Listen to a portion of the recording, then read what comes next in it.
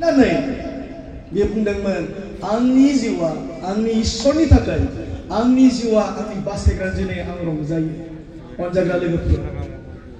दिनै जों गोबां मिनिबाय गोबां जों रंजाबाय जि समाव बे जायगायाव जि इसोरनि रादाबा फैदोंमोन बे रादाबखौ नंगौ बे इसोरा आंनि थाखाय गोथां इसोर नंगौ बे इसोरा आंनि बासायग्रा होननानै मरिबा दिनैनि समाव जि इसोरनि बाइबल लिरजाबाय बे बाथ्राया जेब्ला बे जायगायाव दाखिन गिलाबारि बाप्तिस्ट मण्डलनि जायफोर 10 जन व्यक्तिया नाजावबाय बिथांमोनाबो गुरै गोसोजों इसोरखौ बाख्नायनो गावनि जिबननि थाखाय बे इसोरखौ लानांगोन होननानै दिनैनि दिनाव बिथांमोना इसोरखौ नाजावदोंमोन दिनैनि दिनाव बे इसोरा बिथांमोनखौ लिंदोंमोन आरो बे लिंनाय समाव 10 जन सुबुङा बुंदों गोसोजों आंनि जिउआ आंनि इसोरनिसो आंनि जिउखौ आं मोनाखै ओरैनो बे इसोरनिफ्रायसो होननानै बिथांमोना नाजावनानै दिनैनि दिनाव 25 बोसोरनि जुबलियाव जोंखौ रंजानो जोंखौ मोखामोखि लोगो लाज्लायनो बे इसोरनि मुङाव बाख्नायनो जोंनो बे खाबुखौ होबाय बेनिखायनो फै दिनैनि बे हरनि समाव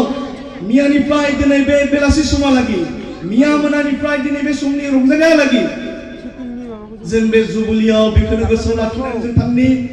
मरियम बादि जोंनि गोसोनि जिबन गुरै गोसो जानानै जों बे इसोरनि सिङाव जों नांना थानि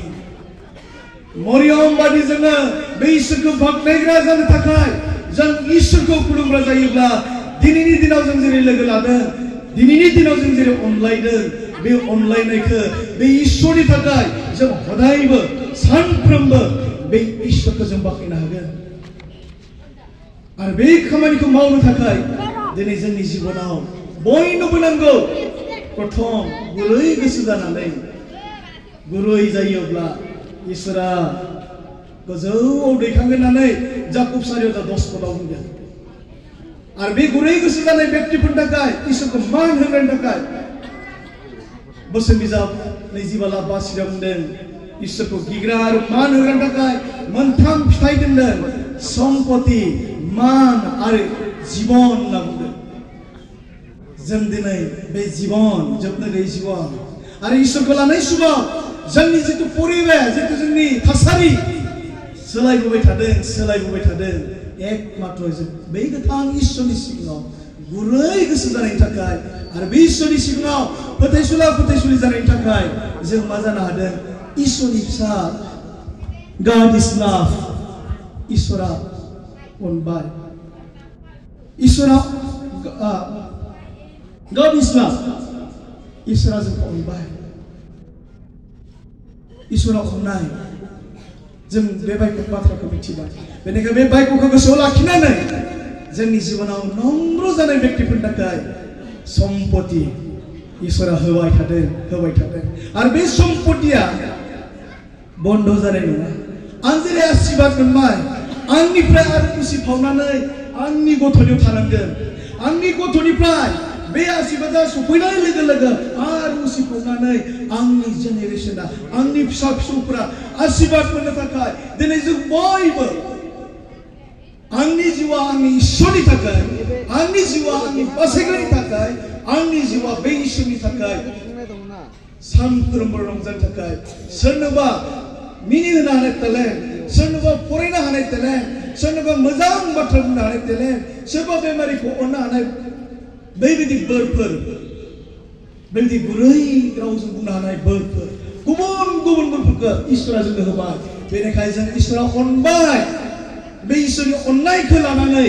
जों दिनै 25 बोसोराव जों साब्रै व्यक्तिखौ लोगो मोनबाय इसोरा जुदि इच्छा खालामोब्ला गोल्डेन जुबलियाव सनाथि फोरबोआव जों दिनै बे इसोरखौ बाख्नायनो थाखाय जोंनि जिबनखौ जों गुरै खालामोब्ला जोंनि इसोरा जोंनि जिबन थांना थानायखौ गोलाव खालामगोन होनना बुंदों आरो बेबायदि गोलाव जिबन इसोरनिफ्राय जों दिनै बिना लानांगौ बेनिखायनो जों दिनै बे समाव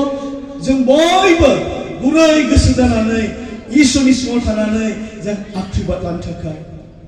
आं नोंथांमोन बयखौबो आंनि जिबनखौबो बे इसोरनियाव गथायबाय इसोरा आशीर्वाद खालामथों आं गुसुं आरज खालामो सोरगोआव थानाय बोलोगोरा गोथां अनसुला इसोर नोंनि मुं बाख्नाय जाथों मियानिफ्राय दिनैसिम जि समाव नों दक्षिण खिलाबारि बाप्तिस्ट मण्डलिखौ 1986-90 सनाव नोङो जाय 10 जन व्यक्तिखौ लिंबाय आरो बे फैयै फैयै दिनै प्राय 35 नखरफोर आरो जि सुबुंफोरा नोङो दिनै बे बासि जानायखौ नुबाय बे नखर बे फोथायनाय सुबुंफोरा दिनै अरायबो नोंनि थाखाय बांलांगोन नोंनि रायजोआ बांलांगोन आरो नोंनि आख्रिबादजों जों बयबो दिनै सुफुं जानो थाखाय जों गुरै गोसोजों नोंखौ बाख्नायनो गुरै गोसोजों नोंनि सिङाव थानानै नोंजों नांना थानानै गोबां फिथाइफोर थाहैनो आफाजों लुबैदों बेनिखायनो आफा जोंनि बे नम्र जानानै रंजानायाव नोंनि जि आख्रिबाद फैबाय बे आख्रिबादा अरायबो लोगोआव थाथों गल्डेन जुबली सिमाफोर नोङो नोंनि अननाय गुरुफोरखौ दोननानै नोंनि बाथ्रा बुंनाय बायदि नों जुदि नोंनि हुकुमफोरखौ मानियोब्ला 70 बोसोर 80 बोसोर नों दोनगोन होनना बुंनाय